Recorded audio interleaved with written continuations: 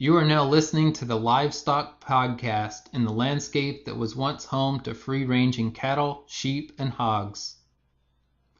Livestock in the piney woods included cattle and hogs as well as workhorses and mules. While open-range grazing practices reigned, settlers in the piney woods had little need for owning their own land. The pine forest landscape was open and full of forage for herds of cattle, sheep, and hogs. Cattle and hogs would rarely be penned, usually only once a year when they would be rounded up, surveyed, and marked with ownership, or to sell off surplus from calving. In an open range, one herdsman's livestock will gradually intermix with his neighbor's stock. Some herdsmen elect to use brands, but in the piney woods, more often cattle and sheep were marked with earmarks. Herdsmen would take a sharp knife and quickly notch distinct patterns out of the ears of their stock.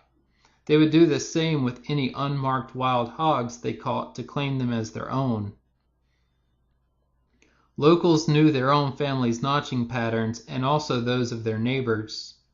When calves or lambs were found with their mothers, a herdsman would notch their ears to match those of their mothers, even if they were not his own stock. The piney woods region developed mostly due to the work of cattle, particularly during the peak of the timber cutting. Cattle were trained as oxen, paired in yokes, and used to haul large logs and heavy carts. Cattle were often raised as the primary meat source for the developing United States. However, the local forage did not support large dairy herds.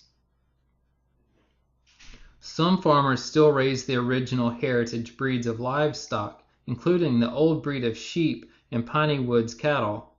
Most modern livestock farmers raise animals bred to produce the most meat or wool possible, but these heritage farmers believe in the value of animals that have been bred for the local climate and culture. Heritage farmers generally know each other's herds and do their best to keep old strains alive.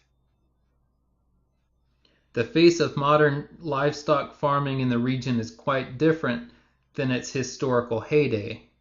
However, modern rodeo and horse culture persist, and organizations like 4-H keep farm and range life alive and strong in the piney woods. Please proceed to the house clearing to listen to the concluding podcast of this series.